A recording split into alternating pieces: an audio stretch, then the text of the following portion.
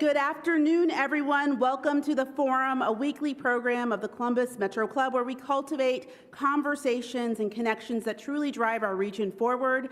We've been bringing together Central Ohioans for nearly 50 years. Actually, 50 years. This is our 50th year of having conversations just like this. The Forum brings together visionary leaders, CEOs, members of Congress, college presidents, UN ambassadors, artists, and change makers to examine issues that matter, exchange diverse perspectives, and forge connections that truly create a better Columbus.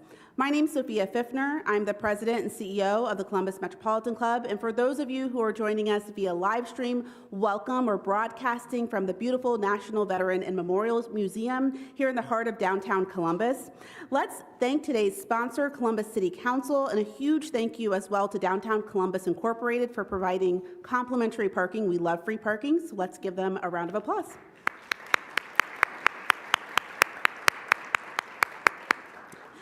We can't hold conversations without a village, so I'd also like to thank our presenting sponsor of our live stream, the Center for Human Kindness at the Columbus Foundation, and to our live stream and promotional partner, the Columbus Dispatch. We're also grateful to the National Veteran and Memorials Museum for hosting us today. Every CMC takes a village, so let's give all of our partners a huge round of applause.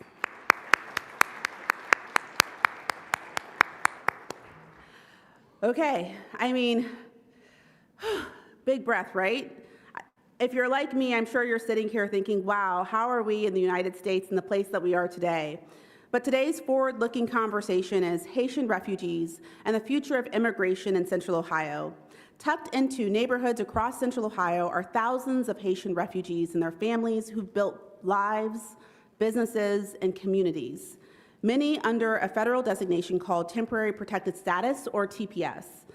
With that protection set to expire February 3rd, their futures hang in the balance.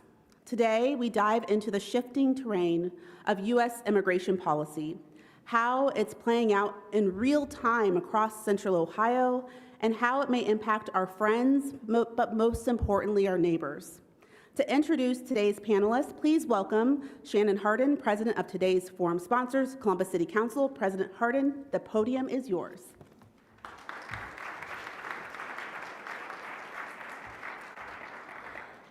Well, thank you, Sophia, and let's give it up for the CMC for bringing us together one more time as a community.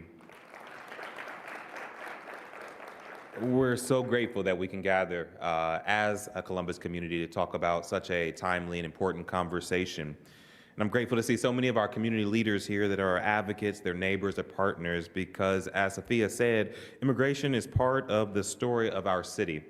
It's shaping our economy, our neighborhoods, our schools, and our shared future. We say this often, but Ohio would not be growing without immigration. That's not a slogan, it's a fact.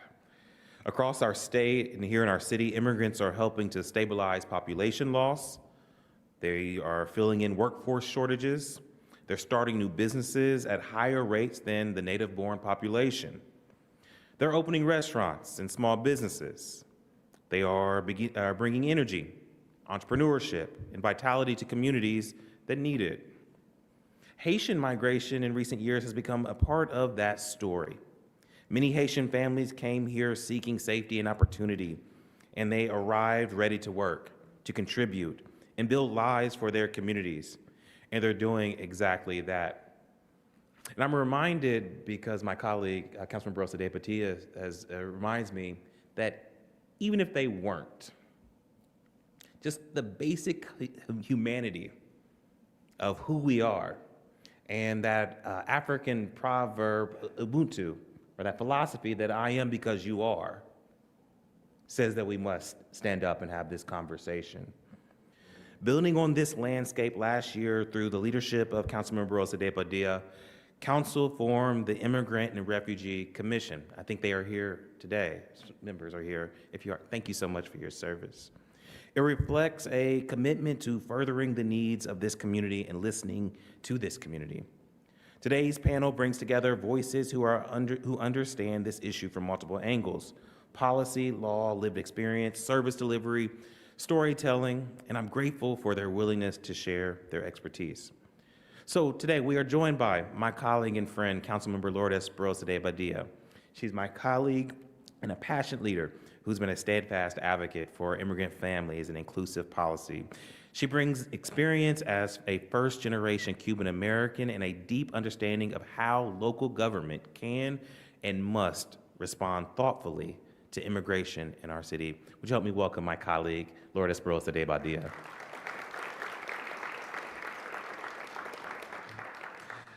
We're also joined by our friend Emily Brown. She's the director of the Immigration Clinic at the Ohio State University of Moritz College of Law, whose work provides critical legal insights into the system shaping immigrant and refugee lives. Would you welcome Ms. Emily Brown?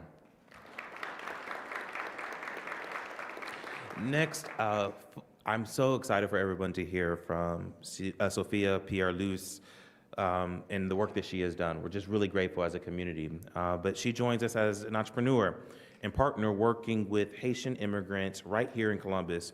She brings the perspective of a community leader, of civic engagement, and lived experience, grounding this conversation in the realities that Haitian families face and the contributions that they continue to make in our community. Would you please help me welcome Sophia? And someone who I don't know how she's awake right now because of the work that she has been doing over the last several weeks, but obviously several years, Ms. Angie Plummer, who's the Executive Director of Community Refugee and Immigration Services, or CRIS. This organization has long been a cornerstone of refugee and immigrant resettlement in our region, and their work translates values into action each day. We are a safer, better, and more just community because of the work of Chris and Angie. So thank you. Would you help me welcome Ms. Angie? And guiding this conversation is our friend Danae King, underserved communities reporter for the Columbus Dispatch. Danae reporting consistently centers voices that are far too often marginalized and brings clarity, accountability, and humanity to complex issues. We are grateful to have her as moderator of this conversation. This conversation matters. It's an opportunity to move beyond headlines, to challenge misinformation with facts, and to remind ourselves that immigration is not something that's happening to our city, it's something that is helping to build our city. So thank you all for being here and for engaging in this great conversation. I'm honored to turn the floor over to Ms. Danae King.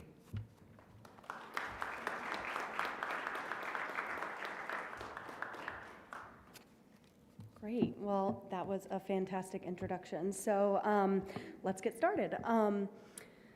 So we have kind of a good lay of the land of immigrants' impacts locally, but I want to put this into some context. About 30,000 Haitian Americans live here in Columbus and Central Ohio, and another estimated 20,000 live in Springfield, Ohio. So just with that, I'm wondering if one of you would kind of set the scene for us. You know, what does the community, the Haitian community, look like here locally?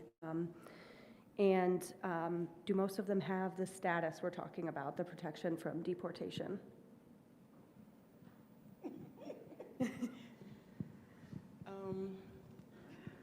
Thank you. Well, Haitians have, a lot of them have their legal status. Let's be clear on that. Because many of them came through the parole program, and when they were here with the program, actually that's legal, and they were able to get the temporary protected status. And another fact that people, they don't know, temporary protected status has been around for a long time, and Haitians has been involved in getting that status before, since the earthquake back in 2010. So we have Haitians that's been living in Columbus, Ohio, or in the United States with the temporary protected status, who's been here for a decade. They build families, they have a career, they contribute to the United States, they pay their taxes, they are professionals, and they have children, US-born children here. So if they ended TPS, I said if because we're fighting, a lot of people are gonna be affected, not only the Haitians, but also Columbus, Ohio, because they contribute so much.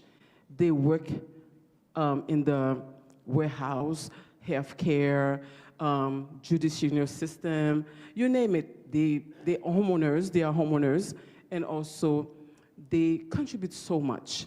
So that's all I have to say. Thank you. Just a few more words about TPS that I think will help give some background so people understand it a little bit better. Like you said, the Haitians that have TPS, some of them are more recently arrived, but some of them have been here for 15 years, right? So this program currently covers over 1 million people nationwide. I think about 1.3 million is the last estimate I heard.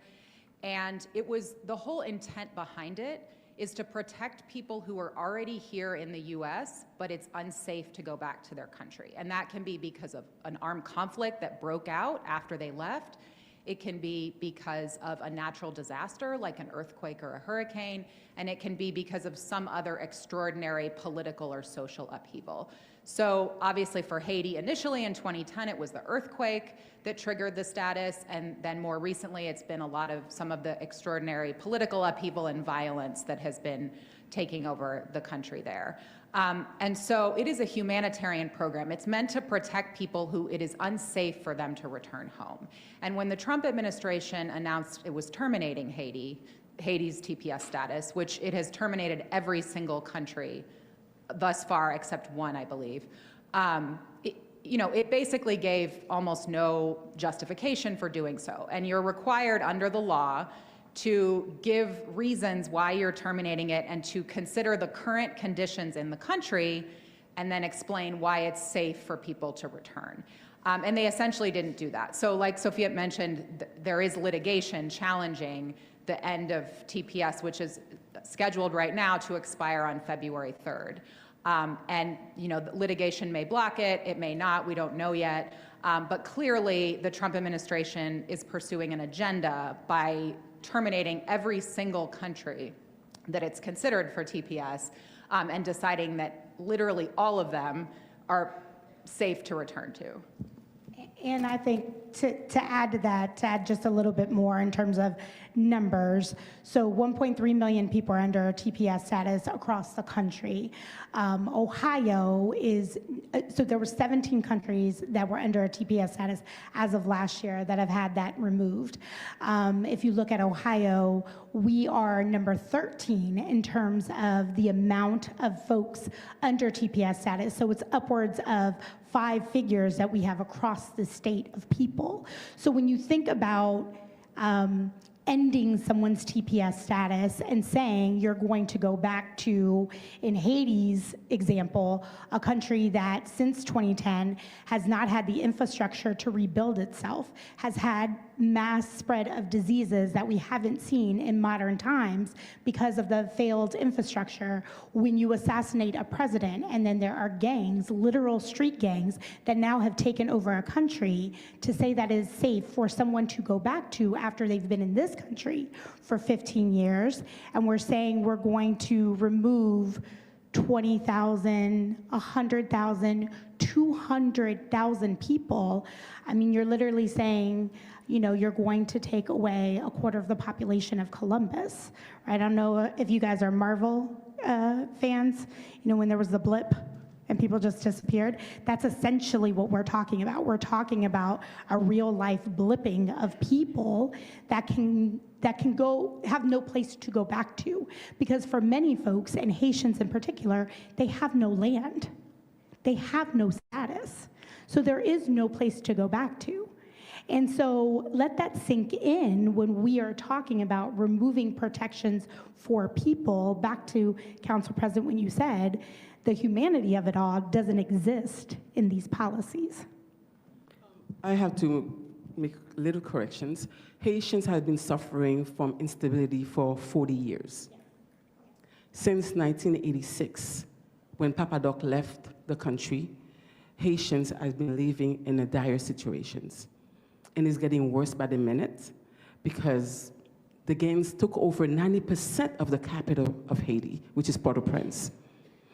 They are kidnapping, they are raping, they are acting for ransom. When you give them the ransom, they still kill you. And people who are here that actually had no choice than to flee Haiti, it's because that they lost everything.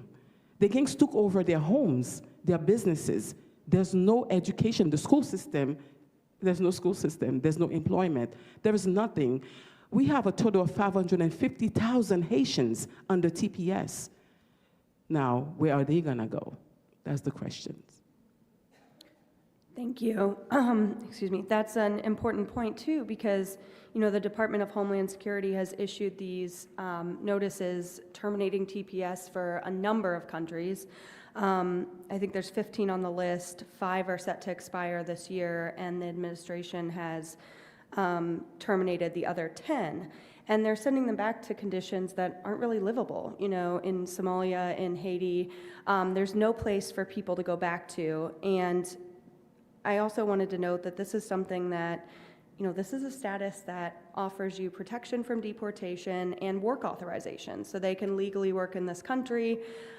They've built lives here, and it's renewed every few years. So the government is constantly looking at this and renewing it, but also recommend that their own citizens don't travel to these countries because it's too dangerous. So this discussion's answered a lot of the questions I had for you all, but I really wanted to talk a little bit about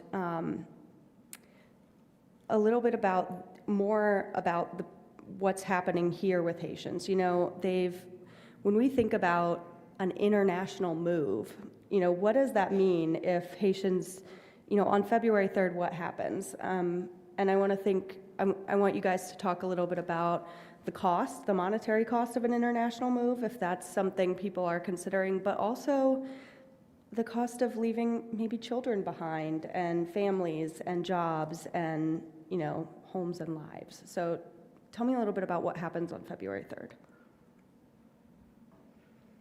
On February 3rd,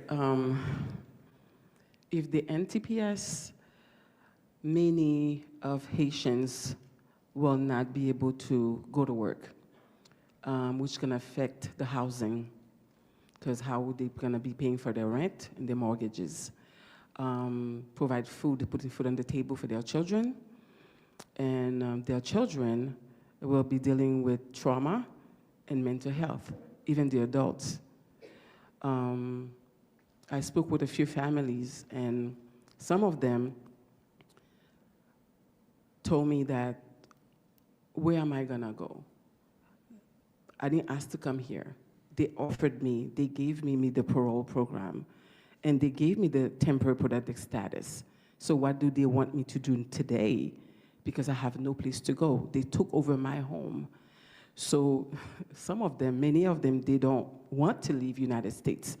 Not because they feel like it's my place, I have to be there, but it's because that there's no way they can go back to gangs. They can bring their children to gangs. They can see their daughters being kidnapped and being raped. There's no way they're gonna be able to find a way to provide food on their tables. So the Haitians here, many of them, they are hoping that the legal system can be on their sides to understand that it's impossible to go home, and also depending on our elected officials locally, hopefully can advocate for us, and they are doing that, they've been doing that. And myself, I have hope that very soon we can hear something positive, because it's heartbreaking.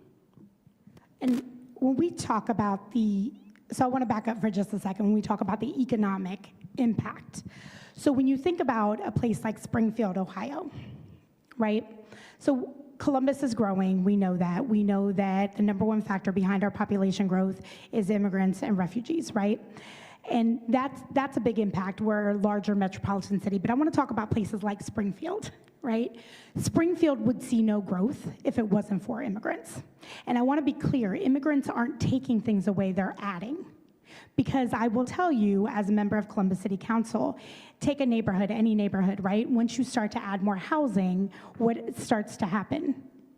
You see more businesses come. You see infrastructure improvements, right? You see an investment. Why? Because that's where the people are. Even if you take a Walmart, a Kroger, big stores, they're looking at those population numbers because they want to make sure they're in it for the business, right? This is what capitalism does. Capitalism feeds off of who? The people. You showing up to spend your dollars in those stores. And so when you add people, when you have that sort of population growth, it's going to add to the local economy. And we're talking in the billions, right? Because those people pay taxes. They buy property, they pay property taxes that all of us benefit from. They pay into Social Security, right? They are adding to the economy, they're adding jobs. So you can start to see when you extract that, what happens to places like Springfield, Ohio. When again, you do that blip and you start to remove people, you know what happens? A divestment in places like Springfield, Ohio, because it would be harmful to us as a city, but it's even more harmful to Springfield. And when you have an administration that says things like, we need to have more babies. Well, I want to tell you, I have 2 teenagers at home that ask me why.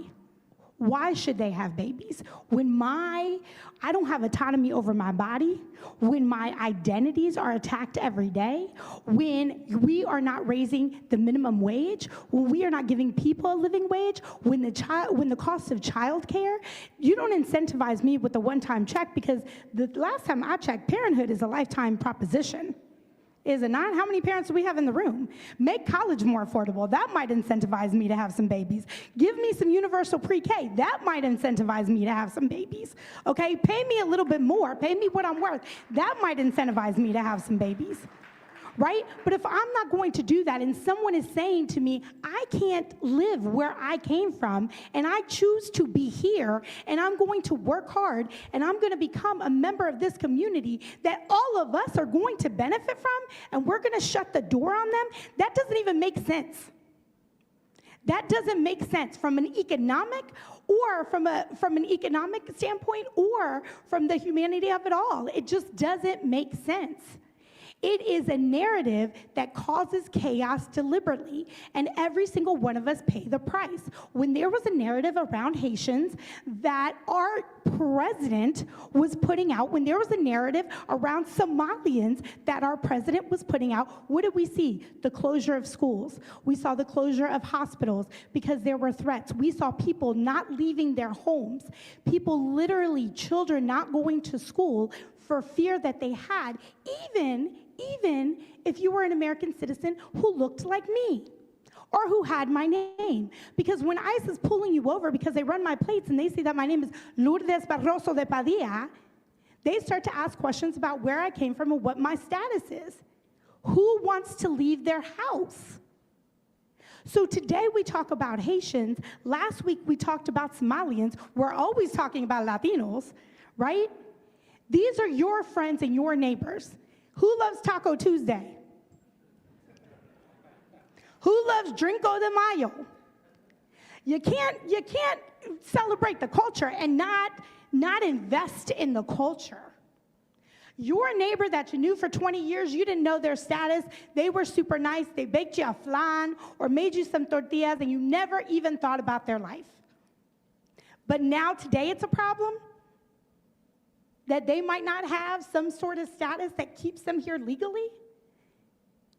It is a narrative that causes confusion. It makes no sense in terms of our economy. It makes no sense in terms of the stability of our communities and the stability of our country. And quite frankly, when you talk about making America great again, how was America built, my friends?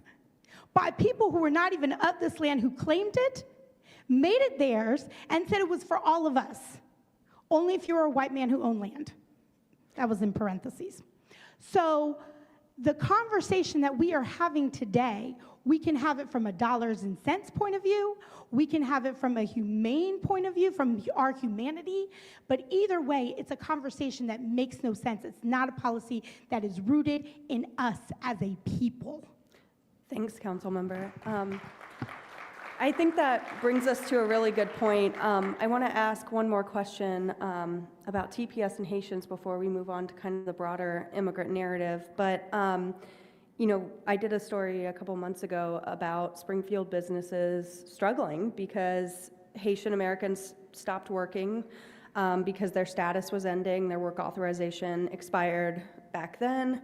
And we also saw, you know, on the heels of a well-documented, you know, historical need for food and housing and food pantries really exhausting their stockpiles everywhere. That happened also, there was more demand in Springfield. So we've seen the economic and social fallout from this, but I know we have some lawyers on the panel, so I wanna ask a little bit about, you know, I feel like a common refrain is, you know, well, can they just be here legally? And TPS holders are, but are there other options for staying if you do have TPS? And what are maybe some downsides to those, or are there things right now that make it more complicated if there are pathways to citizenship? Do you want me to take that? Or I'll go ahead and then you can follow up. So yeah, the short answer to your question, Danae, is yes, there are some limited other pathways available, but none of those are really viable or workable for this large population. When we're talking about 350,000 people, when we're talking about 1.3 million people around the country from all of the different TPS designated countries, our immigration system is not set up for this. And so one option is some people are applying for asylum, and there are Haitians that are doing that right now. There are others from other countries that are doing that have TPS. They know their TPS is going to expire. They're applying for asylum. But our asylum system is already severely overloaded and backlogged.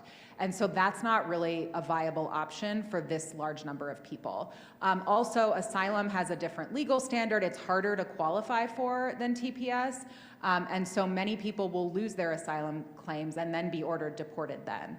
And so, you know, we're looking right now at the court, USCIS has over, that's the agency that processes asylum applications. They have over 1 million pending applications, and it's estimated that if you file now, you'll be waiting over a decade to even get an interview.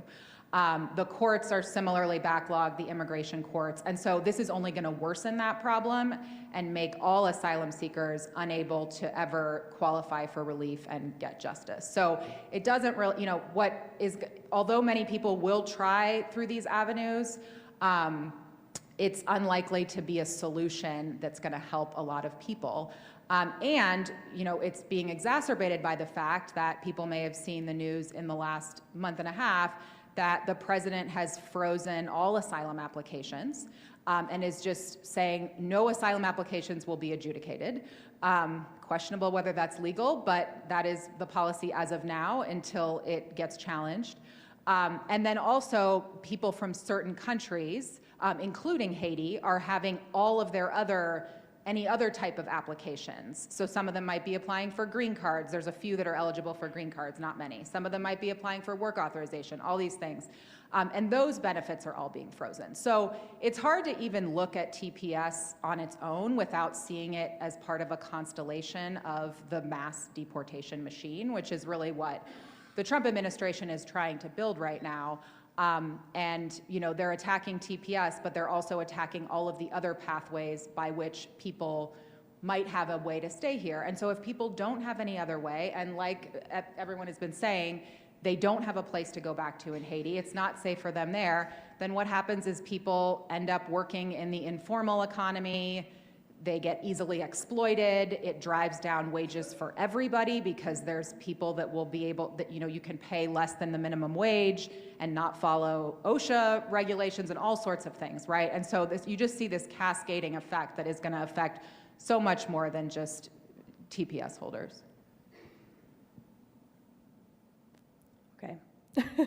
I'm gonna, thank you. Yeah, so we've talked about a couple different statuses that immigrants in our community have, and Council President Hardin mentioned that this is the only reason our city is growing is we have a lot of immigrants coming in. And so refugees are another status that we have a lot of people claim locally, a lot of neighbors. So I wanted to ask, and this is for everybody, but the end of TPS for Haitians and Somali people and others is just one example, as I think we've seen, of how the Trump administration has targeted immigrants.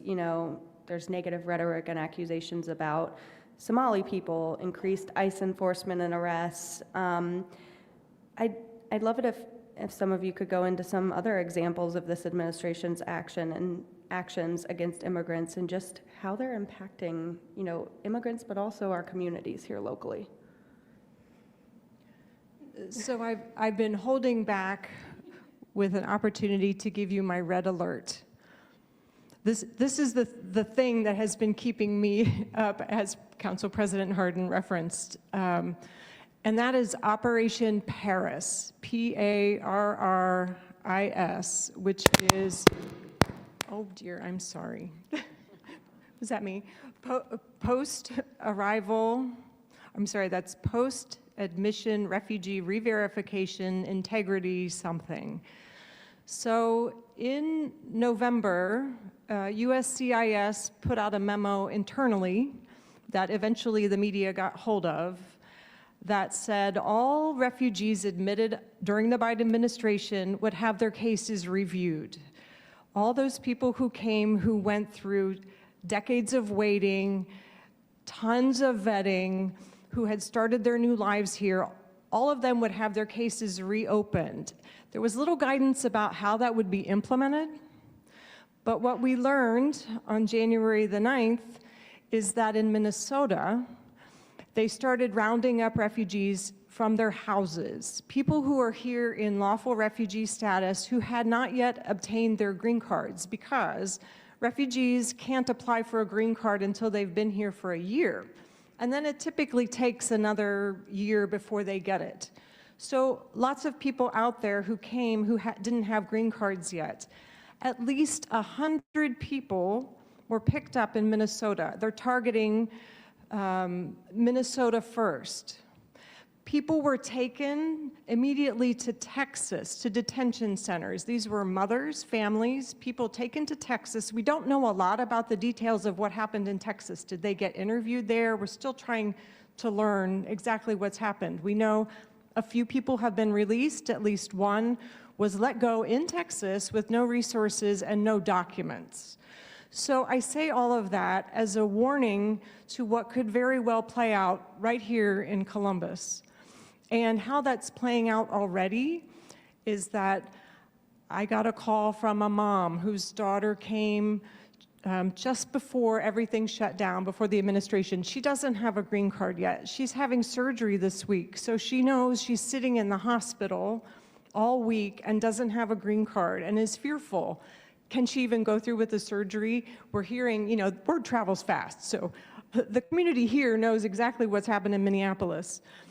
That plays out again locally.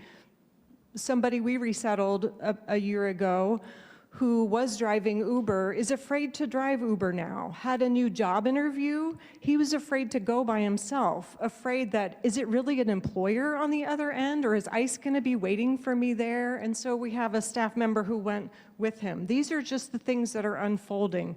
So when you hear, we're coming to get the worst of the worst, that is garbage, because what we're seeing is a constant erosion of people's protection who were lawfully here, who went through lots of vetting. And so that's the next step. And I hope that that is a red alert for everyone about what's happening out there. And additionally, we're also seeing if you haven't been in this country for 5 years, you will receive no benefits. And if you did receive benefits, so if you received SNAP, if you received Social Security benefits, because for some folks, it takes a while before you can get your work permit, depending upon, this is the other thing. No one's negating that we have a broken immigration system. It doesn't work for everyone. It is tailored to the place where you come from in the world. And that doesn't work, because we've probably said 5 different terms that y'all never even heard of, right? Or what does that even mean? And it's difficult to navigate. But when we have people who are using the system right? Even folks who are lawfully coming here, and that they are in the system, but we keep changing the game in the middle. You know, how are you ever supposed to get ahead? So if you haven't been here for 5 years, you get no benefits. So first, let that sink in. And now what they're doing is, if you have gotten benefits, we have members of the community so you get a sponsor, right? Like my parents, when they came as political refugees from Cuba. My great aunt sponsored them. She sponsored my mom, my dad, my 2 sisters, my aunt, my uncle, my 2 cousins, along with other family members, right? Those people who are sponsors, who are essentially saying, I am responsible for you, are now getting letters in the mail that says, hi, you owe the federal government $20,000 and you have to pay it in the next 90 days. This was a lawful, again, if we want to talk about the law, right? These were people who did everything the right way. They had a family member who was here, who was working, who is now getting a bill because they did exactly what we asked them to do. I mean, that raises a really important point, which is that when elected officials and when our president campaign on this issue, they campaign against what they call illegal immigration, right? But this is actually not about, are you here legally or illegally? Because there are vast numbers of people who are here legally who are still being targeted. Like Lourdes is saying, and the Trump administration's entire intent is to take people who are here legally and illegalize them, right? That's what they're doing with TPS. That's why if they can end status in one fell swoop for hundreds of thousands of people, and keep in mind, these are all people who have applied and their addresses are with the government, right? The government knows exactly where they live. If they can, in one fell swoop, end legal status for millions of people, not just TPS, but people who applied under parole, like Sophie was referencing the parole program that allowed people from certain countries to come in if they had a sponsor. And there were over 1 million people came in that way. You know, people from Afghanistan, people from Ukraine were paroled in. But all of these people that have availed themselves of lawful pathways and come in and followed all of the rules and gave the government all of their information and did their fingerprints and all of that, they are now being illegalized en masse so that the administration can meet its 3,000 arrests per day quota that it has decided that it needs to do, right? And so it's all kind of in service of trying to kick out as many immigrants as possible, because fundamentally it's about no immigration, not about ending illegal immigration. And adding additional, just real quick, just adding additional things, layers, quick things. Not owning property here in the state of Ohio, if you're from specific countries, that is a policy that's being presented at the State House. At the federal level, removing birthright citizenship. I am a recipient of birthright citizenship. I was born during the time before my parents became citizens, right? So all of these strategies is, to the point that Emily is making, it is about villainizing, it is about illegalizing people that, again, have followed the process, people who have been here for years, for decades. So we have to pay attention, because all of it is aligned, both, and in a place like Ohio, you're seeing it from the federal level, but we're also seeing our state house is putting out wild policies every day, wild policies. And unlike a Columbus City Council, they're not holding any town hall meetings to see how y'all feel about it. They are holding meetings in the middle of the night. They're holding meetings at all kinds of times. They're not even public noticing what it is and voting on it and pushing it through. I could never have imagined that last week I would spend with my colleagues trying to get the word out to every vulnerable family that doesn't have a green card yet, to know their rights, not to open the door if ICE comes. I mean, think about that. We're scaring people into realistically trying to help them protect themselves. People are afraid to leave their homes. That's what this has come to. Okay, on that note, thank you all so much. It's CMC's longstanding tradition that we take audience questions as well. So we're going to move to questions from our live stream and in-person audiences. So if you have a question for our panelists, now's the time to line up. Head to the microphone behind Doug. And for those joining us on YouTube, just drop your questions in the chat. We're keeping an eye on them. And now I'm going to turn it over to Doug. Danae, thank you so much. Thank you so much to today's panelists for a great conversation. If you do have a question for today's panelists, please do join us here. We'll try to get to as many of those questions, of your questions, as we can today. If you're watching online, type those questions into the chat. We'll try to get to some of those too. Great questions at CMC always have a couple of things in common. They can be asked in just a few seconds, and they always end with a certain punctuation mark. What punctuation mark does a question end with? They end with question marks. Yes, they do. It's always good to remind ourselves of that. I'm going to start us off with this one. Cindy Peters points out that Springfield, Ohio only has 17 registered foster families. What would action items be for February 3rd when there could be hundreds or potentially thousands of children left behind? What might be some action items that families or residents could take?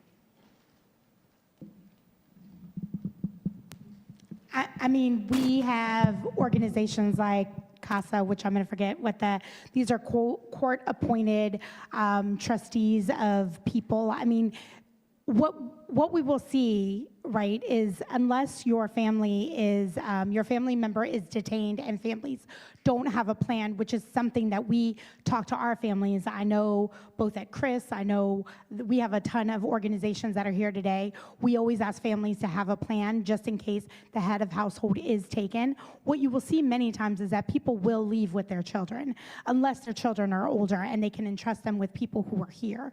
But that is another point. We're not ready for that. We're not ready for if we saw this during Operation Buckeye when we had over 200 some people who were detained, right?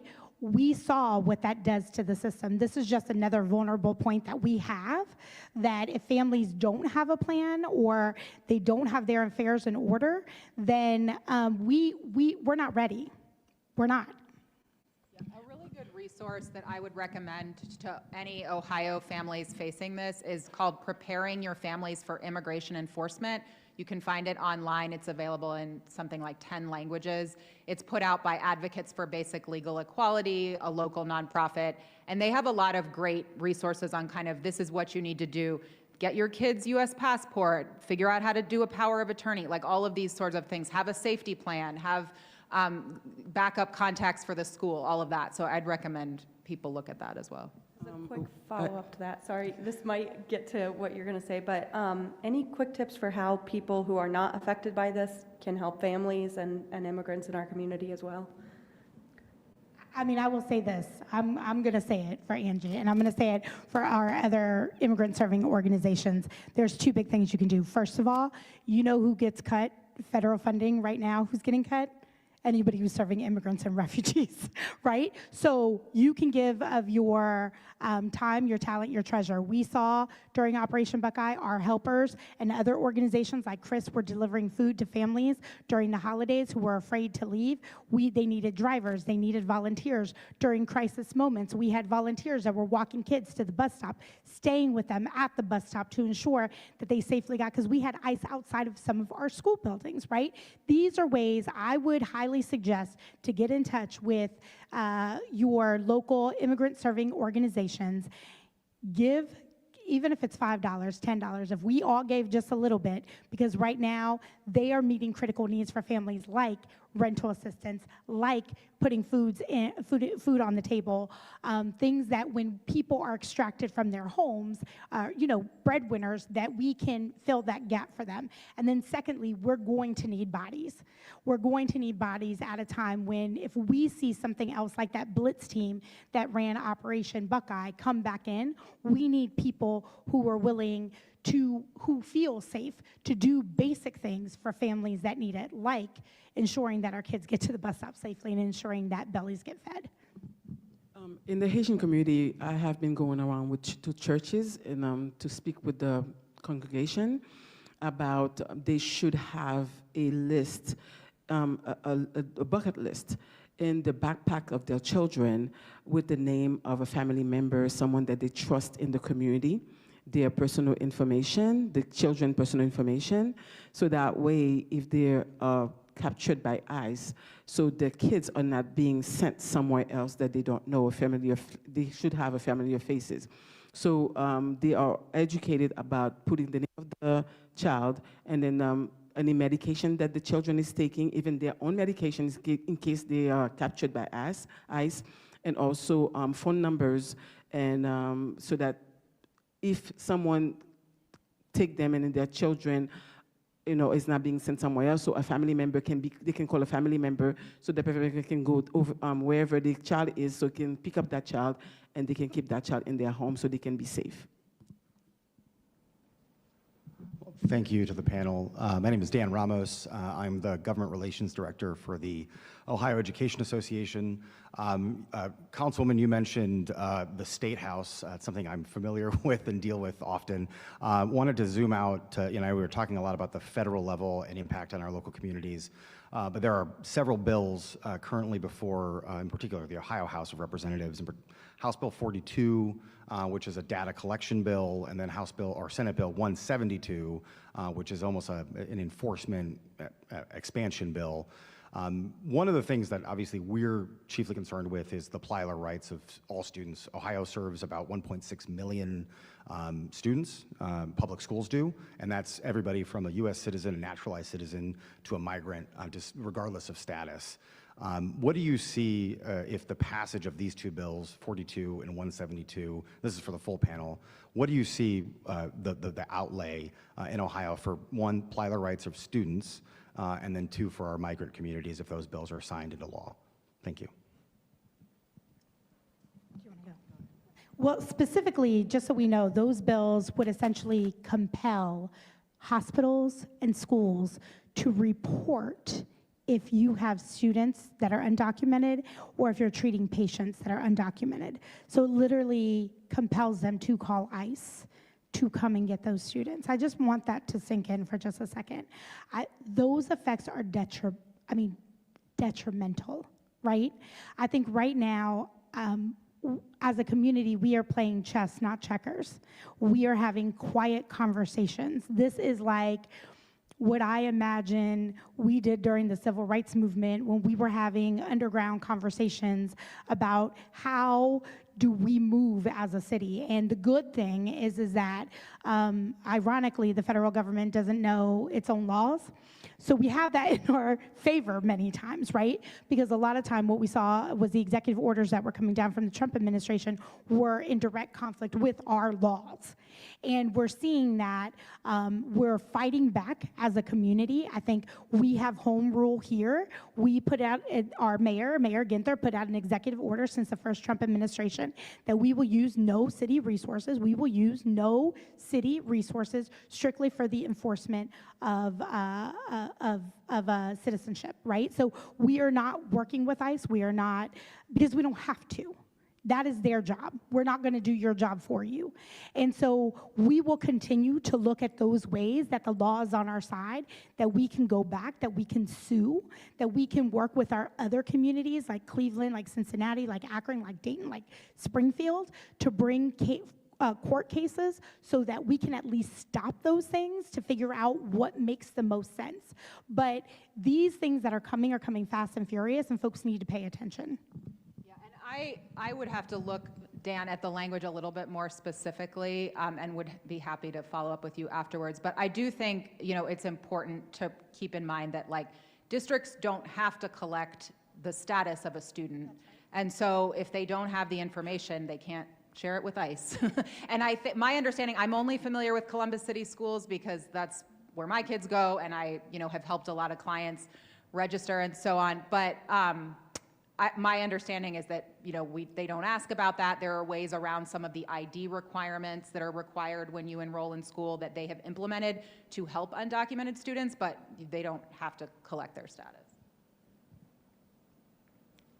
Hello, I actually work for Columbus City Schools. I'm an ESL teacher. My name is Lauren, and everything that was said today was information that I already knew and have taken to heart. As just an ordinary citizen who is totally appalled and freaked out and making parallels to what happened during the Holocaust, I have spoken with family members, and so my question is for the lawyers on the panel. In 2 weeks, people that I hold close to my heart are going to become illegal. They did not come here illegally. As I told the people at my table, they didn't cross the desert or cross a river and sneak across the border. They were invited to come. They came on a plane. They are Haitian, and they text me every day and ask me to pray for them. They're devout Christians. They're a member of our Christian population, and they cannot go back. They, like you had said, their home was taken by gangs, and they were forced to leave at gunpoint. I asked about taking the money and flying back, and they said, as soon as we step off the plane, we'll probably be killed, and that $1,000 will go to the gangs. So that's also unacceptable. It's not a solution. It's actually quite stupid. But can people, yes, my question, I apologize. Can ordinary citizens take people into their homes as a way of helping them after February 3rd? Or is that going to be a violation of the law, and then our jobs and our families will also come under scrutiny and attack? So, the lawyers on the panel. Lauren, first, I want to thank you for being an ESL teacher, and you're meeting people firsthand, and I know it's really painful what we're all going through. We had conversations at our office this week about a spectrum of risk that people might be willing to take. You know, what risk I might have taken when my kids were little and I had those responsibilities. And I think my employer's pretty understanding. If I were to get arrested at a protest, I'd be all right. But other people have to decide for themselves. Like our staff, we have a lot of people not born here, many citizens that it really pains me to have to tell you need to carry proof of your citizenship with you right now. So it's a spectrum of risk. What you're alluding to, I think, is concerns about harboring, that if you have someone in your home, and that is a serious issue you should look into and consider before doing that. But it's your spectrum of risk. Just know what you're getting into when you do it. We've been talking about driving people around. You know, is there a challenge with that? The one positive note: the judge in the litigation for the TPS case has promised to rule before February 3rd. I don't want to get hopes up improperly, because it may be that just kicks the can down the road for 6 months. But we'll all be watching carefully to see when that decision comes out and what impact it has. Yeah, I agree. And I think the judge she seemed in the hearing that she had, she did seem inclined to grant the injunction against the end of TPS, but I will just remind people that the same thing happened in the Venezuela TPS termination, where they granted the injunction, the district court granted the injunction. It went up all the way to the Supreme Court in the shadow docket, which is where they issue these one-paragraph opinions with no reasoning. And the Supreme Court lifted that injunction, and so then the termination of Venezuela TPS did go into effect. So I think Angie's probably right that it might just kick the can down the road a few months, even if it gets stopped on February 3rd, which I think it likely would get stopped on February 3rd. I know where you need to end. I just want to say one thing. Our laws have not always been just, and it has always been before the people that change happens. And we have seen that throughout American history. And when you are talking about comparing things, what's happening right now, to things like the Holocaust, right? Our laws are not always just. They're not always on the side of the people. There was segregation at one time in this country, and I think that we can all agree that was not just. So I just want to say, to let that sink in, when you think about the personal cost, when you think about what it means to stand up for people, for communities, and for humanity. Everyone, I really wish we had more time. I feel like we could talk for hours about this, but I'm getting the wrap-up signal from Doug, so I'm going to turn things over to Sophia Pfiffner for our closing remarks.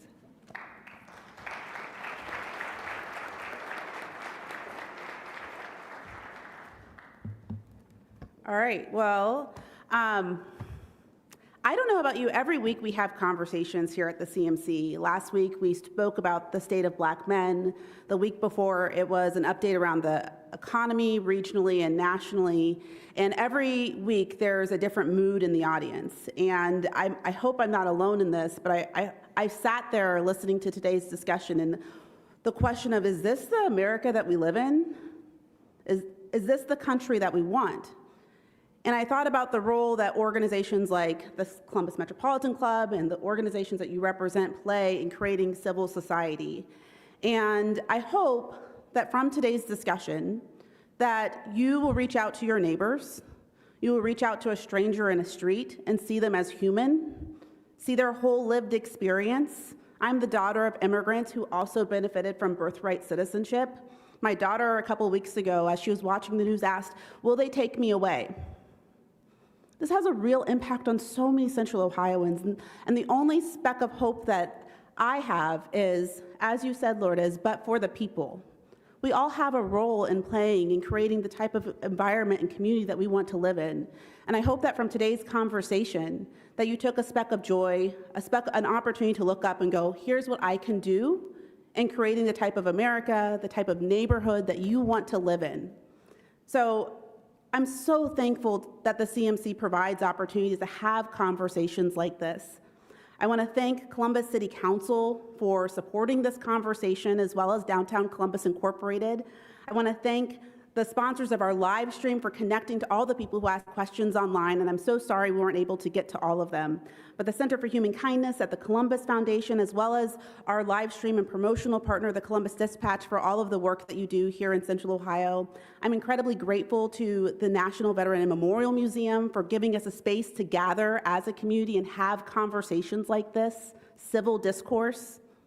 And I want to thank all of our panelists today for your insight and your leadership and everything that you do to support every individual who lives here in Central Ohio. So Lourdes Barroso de Padilla, Emily Brown, Sophia Pierre-Luce, Angela Plummer, and our host, Danae King, thank you so much for a wonderful conversation. Let's give them all a round of applause.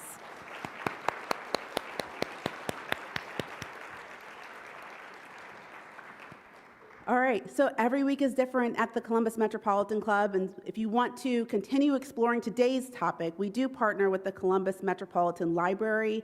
They recommended that you check out Raiding the Heartland, an American story of deportation and resistance.